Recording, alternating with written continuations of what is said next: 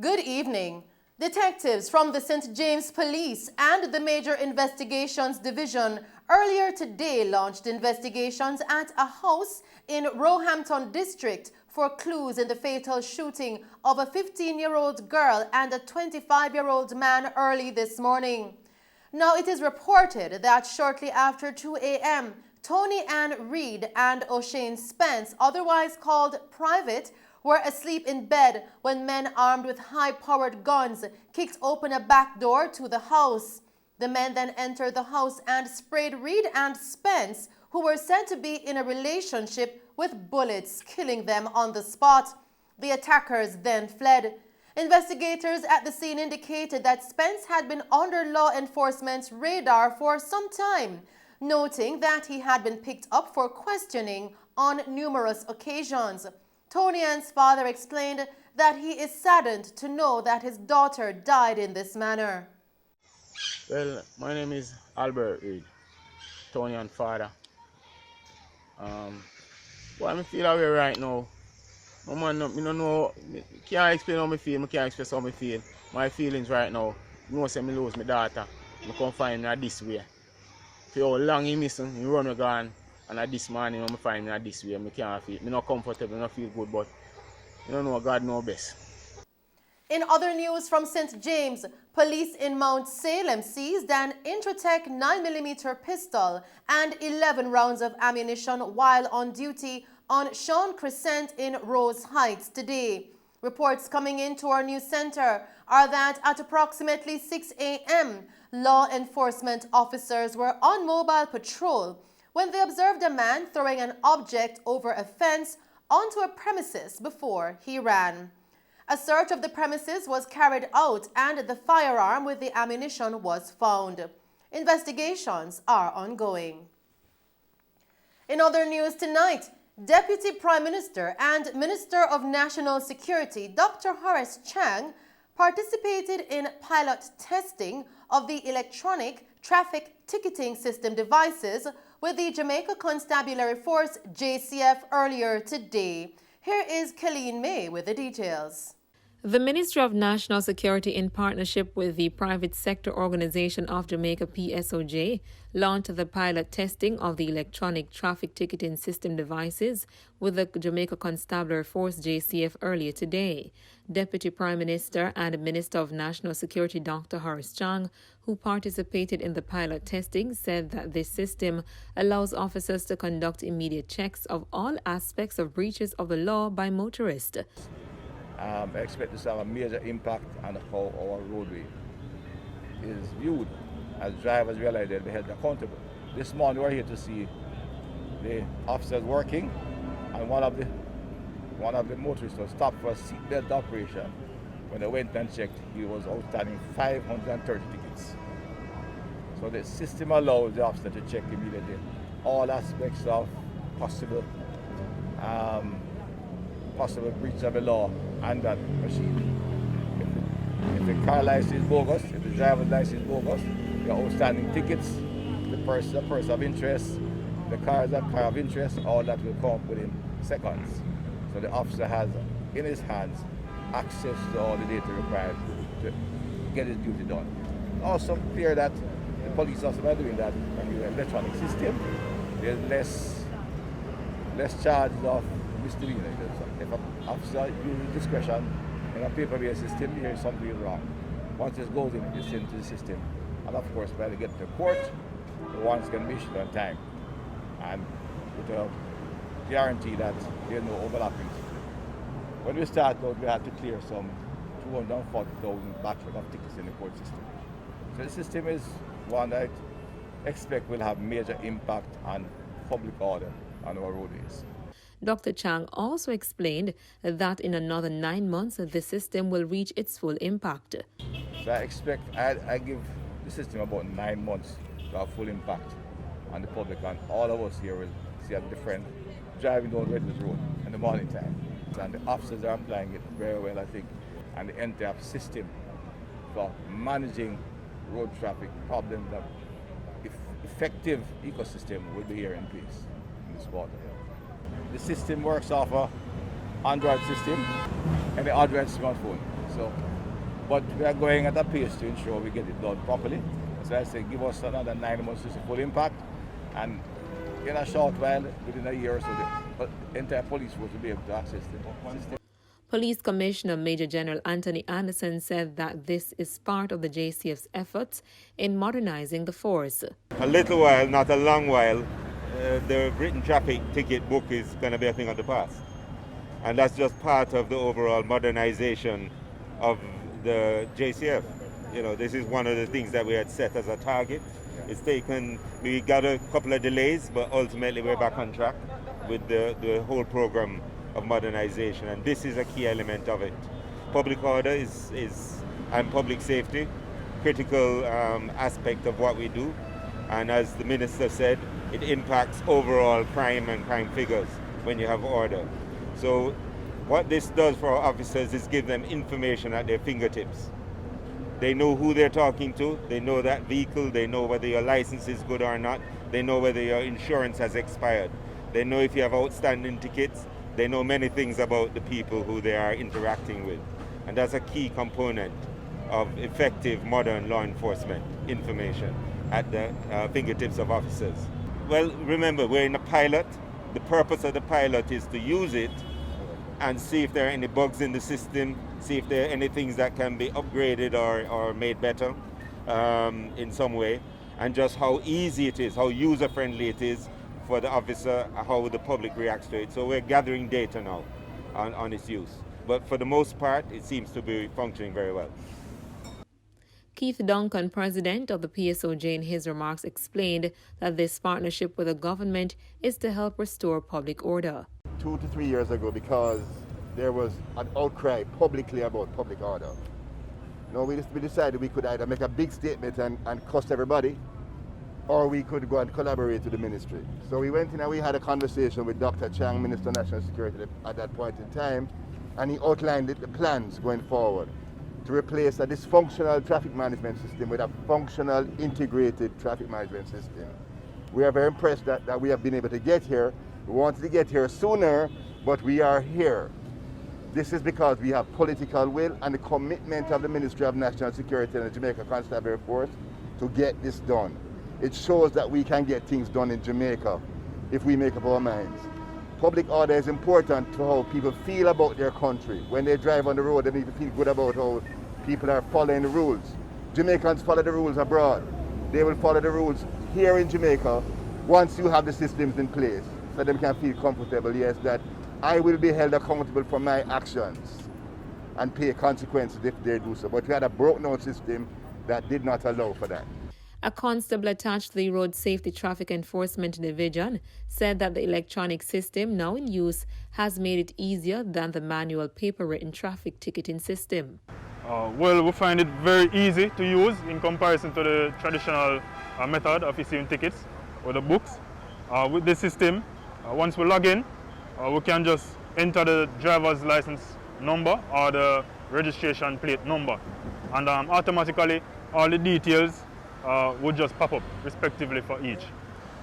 Persons, they are unaware of this new type of system, and up to yesterday I was issuing a motorist a ticket using the system, and the motorist came out of their car after a little while, and they were asking me if I could hurry up and issue the ticket, because they were unaware that I was actually issuing the ticket at the moment. They thought I was on my cell phone, maybe just browsing or wasting time.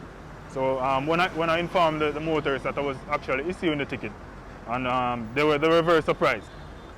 I find it to be very, very accurate. I've never stopped a motorist and the documents, the information on the documents don't correspond with the information on the system.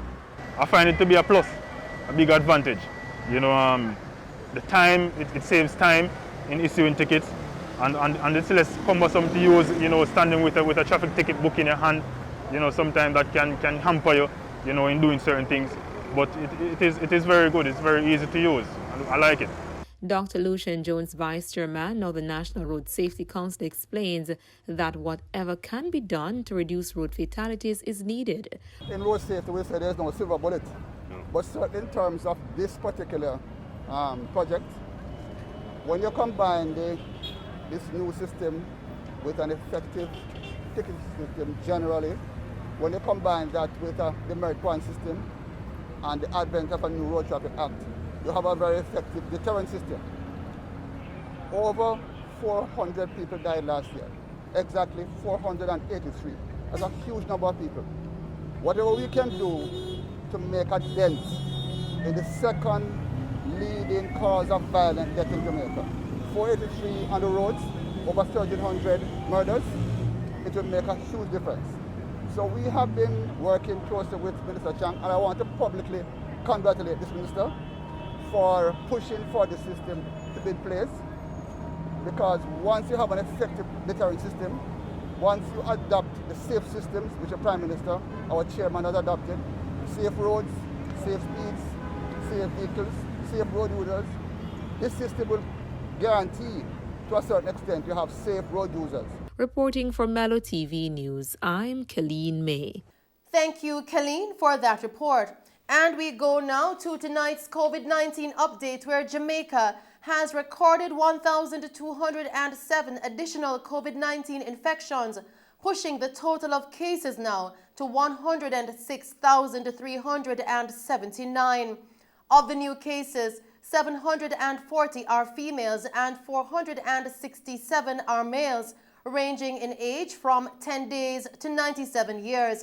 In tonight's COVID-19 parish breakdown, Kingston and St. Andrew recorded 280 cases, St. James recorded 218 cases, St. Elizabeth 148 cases, St. Catherine recorded 132 cases, Westmoreland recorded 83 cases, St. Mary 75, Clarendon 69, St. Anne recorded 51 cases, Manchester recorded 53 cases, Trelawney recorded 36 cases, Hanover 27 cases, St. Thomas recorded 23 cases, and Portland recorded 12 cases.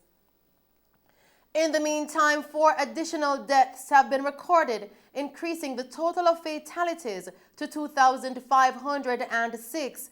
The deceased are 2 women aged 53 and 78 years and 2 men aged 79 and 89 years, all from St. Catherine addresses.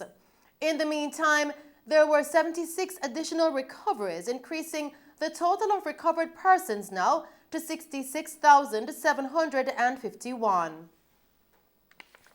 Still tonight, Chief Medical Officer, CMO, Dr. Jacqueline Bissaser-McKenzie says Jamaica could reach the peak week of the 4th wave of the coronavirus COVID-19 by the end of January or early February. She said the projections from the Ministry of Health and Wellness are that the country could see as many as 11,500 confirmed cases of COVID-19 during that peak week. She noted that based upon the projections using the reproductive number, it could mean that the country could take another 3 weeks or so to get to the peak of this 4th wave based on the present numbers.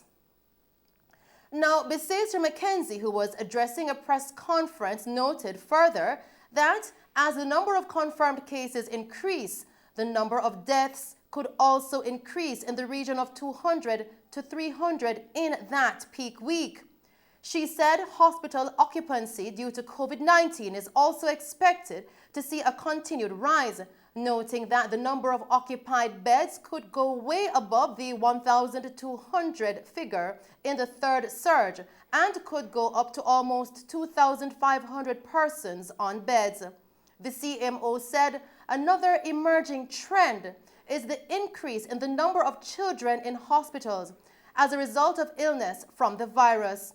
Bissaser-McKenzie reiterated the need for persons to get vaccinated and to adhere to all the infection prevention and control measures. Still tonight, Prime Minister Andrew Holness has announced a 2-week extension to the current COVID-19 containment measures. The Prime Minister made the announcement while speaking in Parliament yesterday. The extended measures will expire on January 27, 2022. Prime Minister Holness said, quote, "As a result of the 4th wave, the existing measures will remain in place until we have more information on the number of positive cases that result in hospitalization and, in particular, require high-flow nasal oxygen." End quote. The nightly curfews will therefore remain from 10 p.m. to 5 a.m. until January 28, 2022. In the meantime, Prime Minister Holness has reiterated that the country cannot afford more lockdowns. He therefore is urging all Jamaicans to get immunized and for persons to get booster shots as soon as possible. The Prime Minister said that the government will continue to work on providing public education on vaccines and will ensure the continued secure government operations and services. Further to his announcements, Prime Minister Holness stated that he is pleased with the resumption of face-to-face classes. Notwithstanding, the Prime Minister is encouraging parents and guardians to closely monitor their children. Still making Mello TV news, Mayor of Kingston, Delroy Williams, has announced that a raft of changes have been implemented to the planning, permission, and building approval processes of the Kingston and St. Andrew Municipal Corporation, KSAMC, to improve transparency and accountability. Addressing yesterday's monthly meeting of the corporation, Mayor of Kingston and St. Andrew Councillor Delroy Williams, who is also the chairman, noted that the issues plaguing the council's building and planning committee have been long-standing and that he's now moving to make tangible changes as the KSAMC has faced renewed scrutiny over its approvals and enforcement of building permits. The building approval process has come under some scrutiny, not for the first time, and has come under some scrutiny in the public space. And there are several issues, many issues within the building approval process that have come under scrutiny and various questions being asked and concerns raised. There, as mayor and chairperson for the council, at the next sitting of the building council, building meeting, both myself, the chief executive officer and the chief engineering officer, along with the chairman of the committee, will speak to those issues.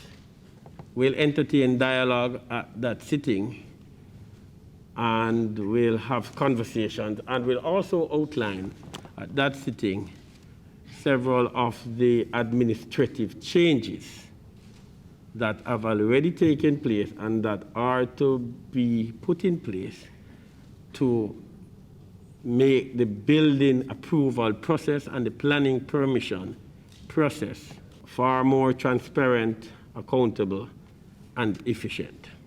There are several measures being contemplated that will be discussed at that sitting that we believe will go well for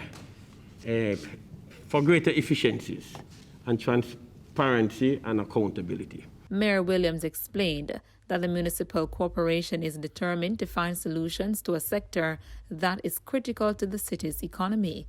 We believe that the sitting of that committee is the best forum to address those building issues because it allows for dialogue, for conversation, for interaction, and it also affords the entire membership of the committee to participate in those discussions. We are bent on improving the process and finding opportunities for improvement. This leadership of the council is not interested in grandstanding and in knee-jerk reaction. We are seeking solutions for a sector that is critical to the city's economy.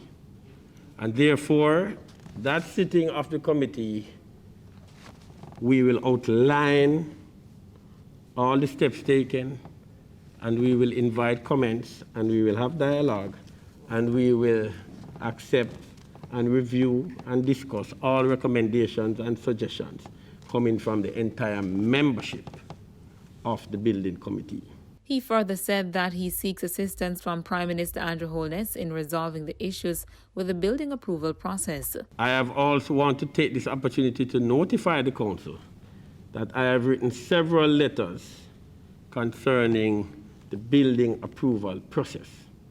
I have written a letter directed to the Most Honourable Prime Minister, who has responsibility for planning, through the Ministry of Local Government, for an interrogation of the entire planning permission process and building approval process from the start to the end, and by the end I mean to the issuance of strata titles. We have asked the most Honourable Prime Minister, who has responsibility for planning, to interrogate the entire process all the way to the issuance of strata title. We are committed to improving the process and to finding the weaknesses in the process and to strengthening the process. That review is critical. We have also said to the Most Honourable Prime Minister that we have highlighted some weaknesses in the process. We will bring you more on this story in subsequent newscast. Reporting from Mello TV News, I'm Kylene May. And continuing with the news tonight, members of the Minority Caucus of Kingston and St. Andrew Municipal Corporation, KSAMC, resigned from the Building and Planning Committee due to the alleged lack of integrity, transparency, and efficacy with which the current administration is operating. In a letter to His Worship the Mayor Delroy Williams yesterday, the Minority Caucus of the KSAMC outlined their dissatisfaction with an alleged lack of consideration by the Mayor regarding recommendations made by the opposition. On Tuesday, January 4, Chairman of the Minority Caucus of the KSAMC, Councillor Andrew Swaby, submitted a resolution to be placed on the order paper for the council meeting held yesterday. The resolution contained suggestions from the opposition with possible solutions to mitigate the failures in the current system. Further to this, the Minority Caucus explained that the resolution was not taken and was not put on the order paper for yesterday's meeting. In light of recent court rulings which have placed the Building and Planning Committee of the KSAMC under a microscope, the opposition is concerned that the current administration is not taking these rulings and allegations of corruption seriously. The Minority Caucus said that it is once again appealing to the leadership of the KSAMC to take steps to prevent a further decline in public confidence in its operations. Still in the news tonight, the Electoral Office of Jamaica, EOJ, wishes to advise the public that effective tomorrow, January 13, requests for letters of identity at the head office will be processed as a next day service. Now, previously, electors could request a letter of identity at 43 Duke Street, Kingston, and receive it on the same day. However, with this new adjustment, electors who request the letter at this location will be required to collect it on the following day. Glasspool Brown, Director of Elections, cited concerns for the health and wellness of the EOJ's staff as well as the public as the main reason for the change. Each day, electors who are requesting the letter and those who are collecting will be processed separately at the head office. Since January 3, 2022, electors who are in the process of renewing their voter ID cards and are awaiting the new card may request a letter of identity from the EOJ to be used as a provisional identification document in the interim. Now, for further information, electors may contact the EOJ at 876-922-0425-9 or visit the website at www.ecj.com.jm. And that's our news package for you tonight. Thank you for tuning in to Mello TV Evening News at 8. I am Shelley Ann Hill. Do stay safe and pleasant viewing.